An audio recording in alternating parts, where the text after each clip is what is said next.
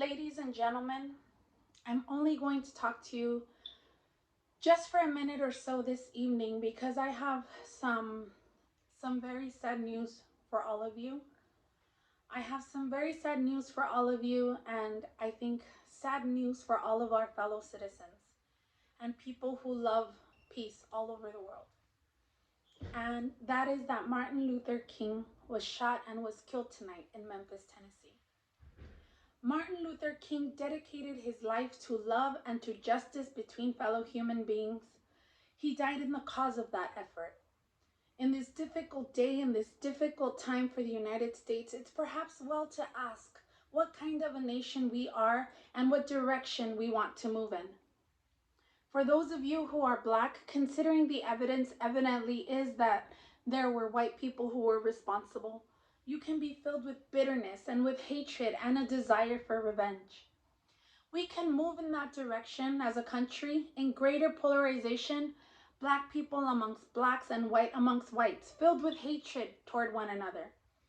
Or we can make an effort, as Martin Luther King did, to understand and to comprehend and replace that violence, that stain of bloodshed that has spread across our land, with an effort to understand compassion and love.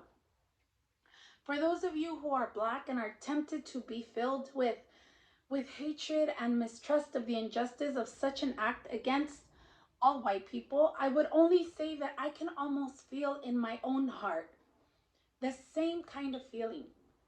I had a member of my family killed, but he was killed by a white man. But we have to make an effort in the United States. We have to make an effort to understand, to get beyond or go beyond these rather difficult times.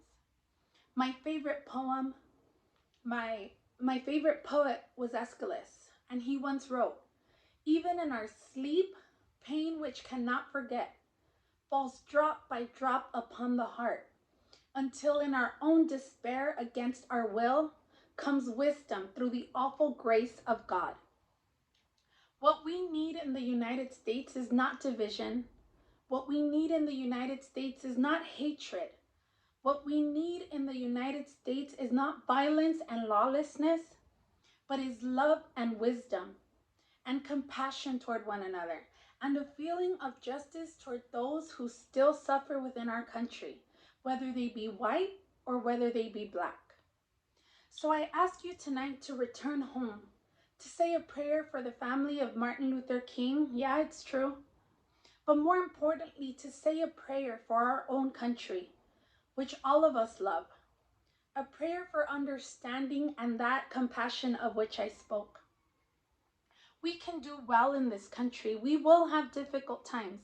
We've had difficult times in the past, but we will have difficult times in the future. It is not the end of violence. It is not the end of lawlessness. It is not the end of disorder. But the vast majority of white people and the vast majority of Black people in this country want to live together, want to improve the quality of our life, and want justice for all human beings that abide in our land. And let's dedicate ourselves to what the Greeks wrote so many years ago, to tame the savageness of man and to make gentle the life of this world. Let us dedicate ourselves to that and say a prayer for our country and for our people. Thank you very much.